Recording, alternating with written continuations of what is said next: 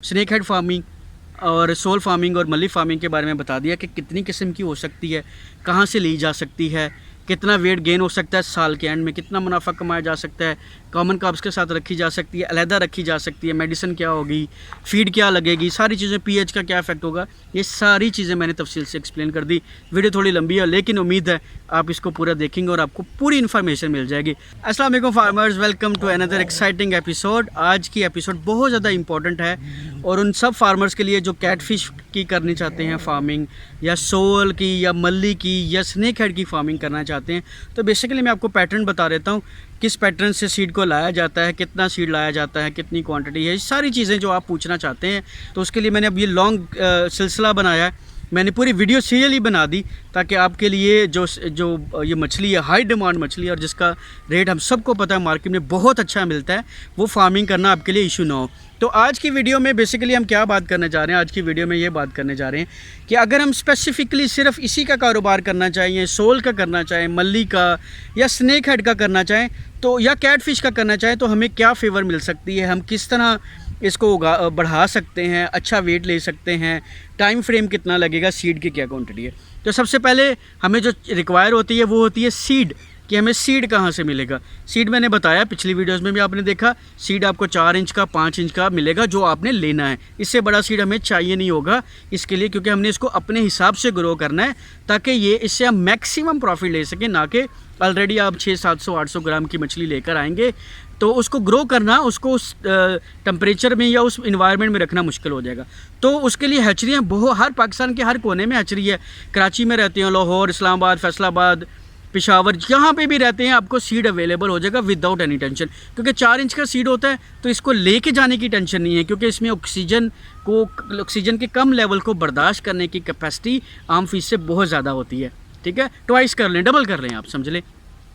ठीक है, और तो सीड हमें मिल जाएगा, फेसबुक से भी मिल जाएगा, व्हाट्सएप के ग्रुप्स हैं वहाँ से भी मिल जाएगा, हर जगह से आपको सीड मिल जाएगा। सीड की टेंशन नहीं, 10,000 लेना है, 5,000 लेना है, 6,000 लेना, जितना भी लेना है। कैटफिश का भी इसी तरह ही है। तो सीड आपको मिल गया, ठीक है। अब आपने एरिया डिसाइड करना है, बहुत सारा एरिया डिसाइड होता है, मैं आपको वीडियोस में शॉर्ट क्लिप में दिखाता जाऊंगा। इस तरह के फार्म है, 3 एकड़ का फार्म है, 5 का है, 6 का है, 7 का है, जैसा भी फार्म है। सबसे पहले हमने उसकी चौड़ाई और लंबाई देखनी है। चौड़ाई, अगर 6 एकड़ का फार्म है, 2 फीट की चौड़ाई, 2 एकड़ की चौड़ाई कर लें और 3 एकड़ की लंबाई कर लें। ठीक है, तो ये 6 एकड़ टोटल हो जाएंगे। अगर आप ऐसा नहीं करना चाहते, कम जगह है, 1 एकड़ की चौड़ाई, 2 एकड़ की लंबाई, 3 एकड़ की लंबाई कर लें, तो इस तरह, ठीक है, आपके पास 3 एकड़ 4 एकड़ की जगह बन जाएगी ईजिली। क्योंकि इसका सिर्फ लॉजिक ये है कि जब आप मछली को पकड़ेंगे आपके लिए ईजी हो जाएगा, कम जगह में वो भागेगी नहीं। ठीक है, क्योंकि ये बिल्कुल बॉटम में बैठती है तो इसको पकड़ना बहुत मुश्किल हो जाता है। सेकंड चीज़, इसमें आपने पहले सीड ले लिया और आपको एरिया का पता लग गया कि हमें ऐसा बनाना है। अब इसकी डेप्थ के बारे में बात करेंगे। डेप्थ आपने 8 फीट रखनी है ताकि 5 फीट तक उसमें पानी रहे। एक बात याद रखिएगा, पानी जितना अच्छा होगा, ज़्यादा होगा, मछली फ्रीली घूमेगी, उसके पास स्पेस ज़्यादा होगी। ठीक है, जब ओवर क्राउडेड हो जाएगी ना, तो वो स्पेस ऑब्वियसली वो खुद ब खुद अपने स्कूल और कॉलोनीज़ बना लेती हैं, वहाँ वो आराम से रह लेंगे। ठीक है, पानी इसमें 5 फीट का होगा। उसको कैसे फर्टिलाइज़ करना है, बिल्कुल उसी तरह फर्टिलाइज़ करना है जैसे हम कॉमन क्रॉप्स के लिए करते हैं। आप उसमें फर्टिलाइज़र लगा सकते हैं, केज पोल्ट्री पहले बॉटम में डाल दें। आप वीडियोस देख सकते हैं, बहुत डिटेल से है वीडियोस। और माशाल्लाह मुझे इतनी खुशी हुई कि एक नए फार्मर ने, बहुत सारे नए फार्मर्स ने, 10+ फार्मर्स ने मुझे वीडियो सेंड की कि सामने सिर्फ आपको देखकर फार्मिंग शुरू की। जैसे आपने कहा, हमने वैसे बॉटम बनाया और कलर भी वैसा ही मिला जैसे आपने बताया। और हमारी जो फ़िश की ग्रोथ है माशाल्लाह एक्सेप्शनल है, बहुत ही अच्छी है, और तालाब गर्म भी नहीं हुई, ऑक्सीजन का भी कोई इशू नहीं रहा। तो शुक्र है मैंने कोशिश की और उन्होंने उसको प्रैक्टिकली कन्वर्ट कर दिया, तो इस तरह ये एक अच्छा आउटपुट निकल आया। ठीक है, तो बॉटम आप देख सकते हैं बॉटम कैसे बनता है। बॉटम आपने बना लिया, उसमें पानी छोड़ेंगे, उसको फिल करेंगे। अब उसमें सीड ट्रांसफ़र करने की टाइम आ गया। ठीक है, पानी भरा गया, कलर इसका अच्छा आ गया, नीचे आर्टिफिशियल जो हमने गोबर वगैरह केज डाली थी उससे खुराक बन चुकी होगी, कीड़े मकोड़े बन जाते हैं, बड़े ही शौक से ये मछली खा देती है। अब शिफ्टिंग का मसला आ गया। शिफ्टिंग में बहुत सारे लोग कहते हैं कि इकट्ठी डाल देनी चाहिए, जो मैं नॉन रेकमेंड करता हूँ, ऐसा नहीं होना चाहिए। हमने जो किया मैं वो आपके साथ प्रैक्टिकली शेयर कर रहा हूँ। हमने क्या किया, हमने ऐसा किया था कि तालाब बड़ा था, 4 एकड़ का तालाब था, और उसमें हमने नेट लगाया। नेट कितने, 4 कनाल में नेट लगा सकते हैं हम क्वांटिटी के हिसाब से।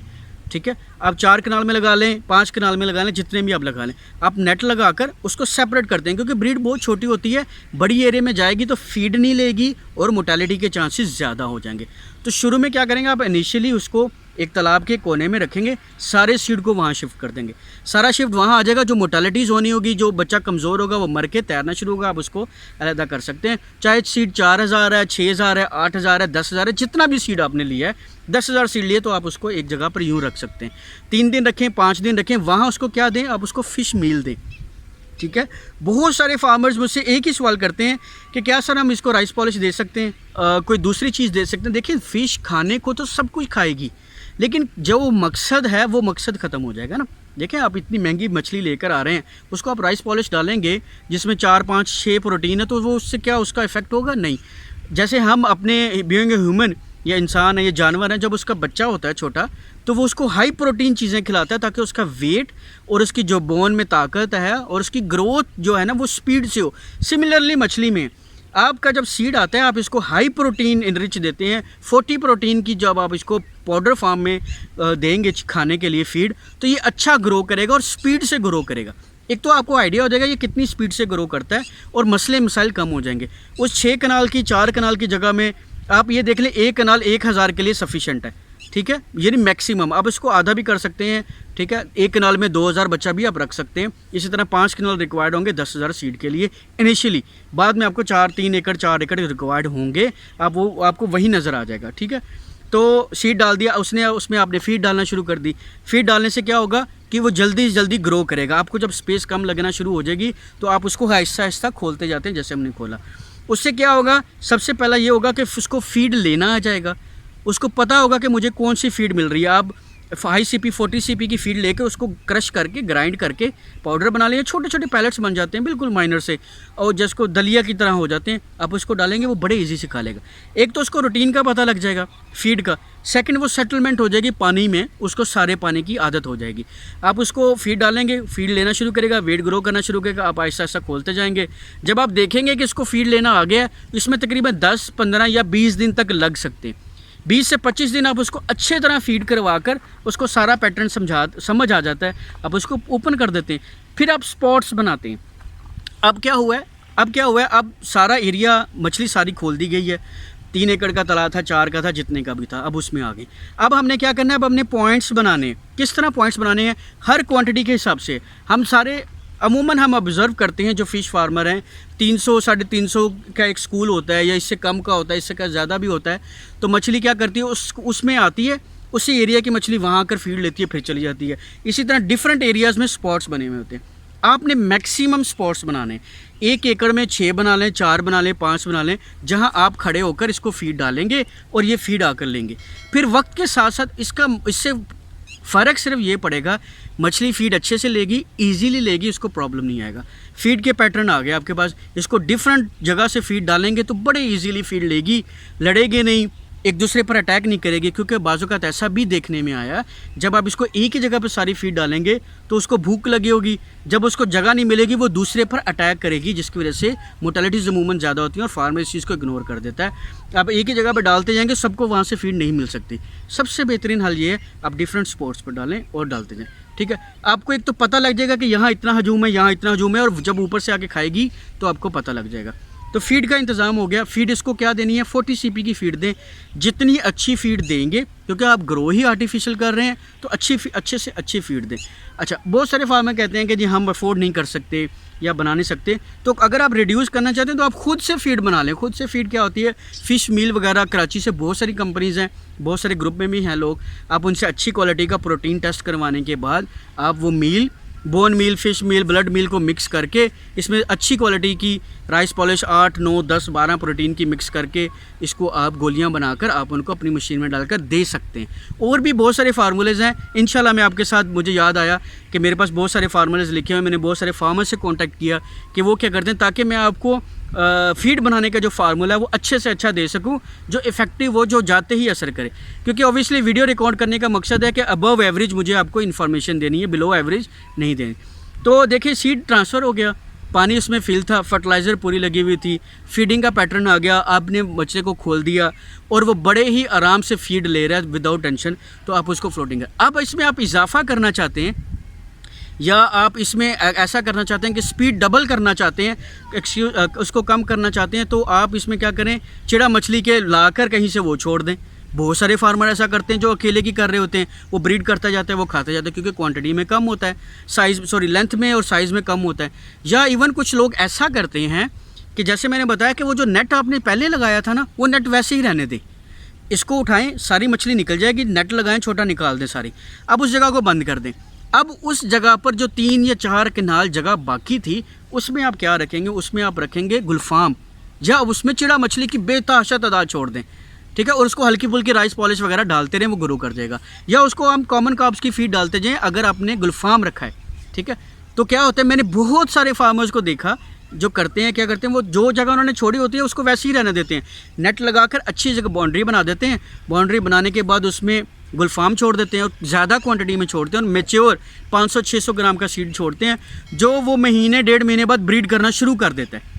वो इतनी ज़्यादा ब्रीड करता है कि एक तो हम उसको फीड दे रहे हैं, वो भी खा रही है, सेकंड वो उसके अंडे भी खा रहे हैं, तो डबल ग्रोथ हो जाती है। चिड़ा मछली के अंडे, अब हम सबको पता है, वो बहुत ज़्यादा ब्रीड करती है, सख्त जान होती है, टेम्परेचर बर्दाश्त कर जाती है।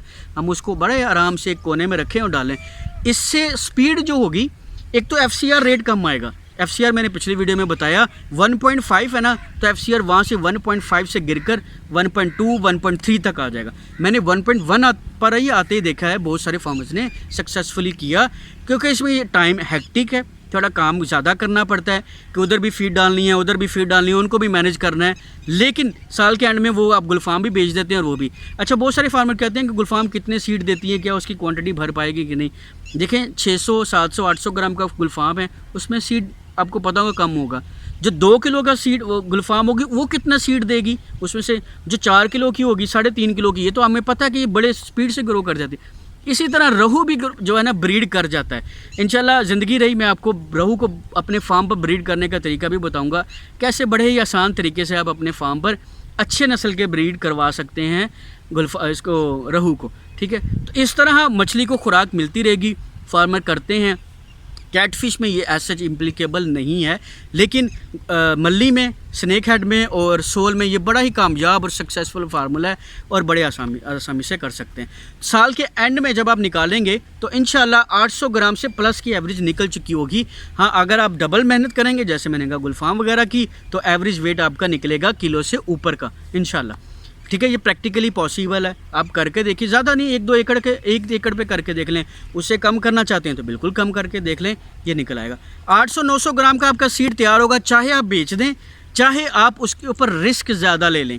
बहुत सारे फार्मर्स ज़्यादा रिस्क लेते हैं। कैसे ज़्यादा रिस्क लेते हैं, वो कहते हैं जी इसमें से मैंने आधा बेच दिया, फ़र्ज़ करें 8000 बचा, 4000 मैंने बेच दिया, मेरा उस साल का सारा एक्सपेंस निकल आया, अब मैंने 3-4 हज़ार रखा, अब इसके ऊपर मैं डबल मेहनत करके इसको 3-3.5 किलो का करके बेचूंगा। यस, पॉसिबल है अगर आप रिस्क लेना चाहते हैं। अगर रिस्क नहीं लेना चाहते तो साल के एंड में मैंने बड़ा ही बेहतरीन बताया, साल के एंड में आप बेच सकते हैं। और जो फार्मर कॉमन कार्ब्स के साथ रखता है, मैंने बताया वो यूजुअली 700-800 ग्राम का ही बच्चा लेता है। तो अगर आप अगले साल लेकर जाना चाहते हैं, ऑब्वियसली उसकी फीड कंजप्शन ज़्यादा होगी, फिर आपको नेचुरल रिसोर्सेज ज़्यादा बनाने पड़ेंगे, साइज़ बड़ा हो चुका होगा। अच्छा, उसमें फिर ड्रामेटिकली चेंजेस भी आएंगी, साइज़ बड़ा हो चुका होगा, और आप जहाँ से भी आपको मिले चिड़ा मछली लाकर आप अंदर डाल दें, वो सारा क्रश करके खा जाएंगी और आपको इंतहाई कम कीमत पर अच्छा वेट आ जाए।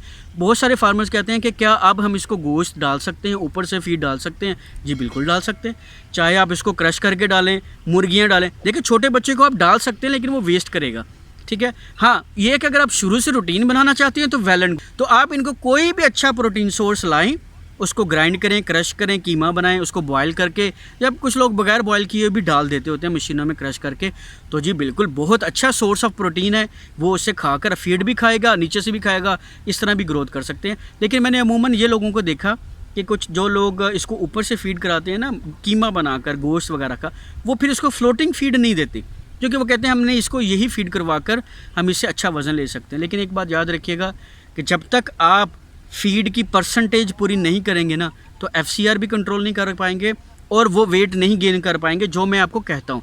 बहुत सारे फार्मर्स इंशाल्लाह इस साल निकल कर आ जाएंगे, जो मैंने कहा था अगर आप ये पैरामीटर्स को फॉलो करेंगे तो आपको ये वेट मिल सकता है, आप वो देख लेंगे, बड़ी ईजिली मिल जाएगा, ठीक है। तो ये वो सारी बातें थी जो बहुत ज़रूरी थी। बहुत सारे फार्मर कन्फ्यूजन के शिकार थे कि हमें कैसे करना है। इस तरह आज की ये डिस्कशन में हमने सोल फार्मिंग, स्नेक हेड की और मल्ली की फार्मिंग को कंप्लीट कर दिया।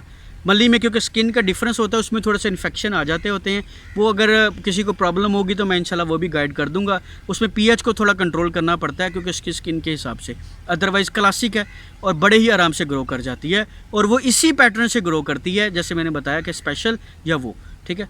तो अब ये बात क्लियर होगी। अल्हम्दुलिल्लाह इस पूरे वीडियो सीरियल में स्नेक हेड फार्मिंग और सोल फार्मिंग और मल्ली फार्मिंग के बारे में बता दिया कि कितनी किस्म की हो सकती है, कहाँ से ली जा सकती है, कितना वेट गेन हो सकता है साल के एंड में, कितना मुनाफा कमाया जा सकता है, कॉमन क्रॉप्स के साथ रखी जा सकती है, अलहदा रखी जा सकती है, मेडिसिन क्या होगी, फीड क्या लगेगी, सारी चीज़ें, पीएच का क्या इफेक्ट होगा, ये सारी चीज़ें मैंने तफसील से एक्सप्लेन कर दी। वीडियो थोड़ी लंबी है लेकिन उम्मीद है आप इसको पूरा देखेंगे और आपको पूरी इन्फॉर्मेशन मिल जाएगी।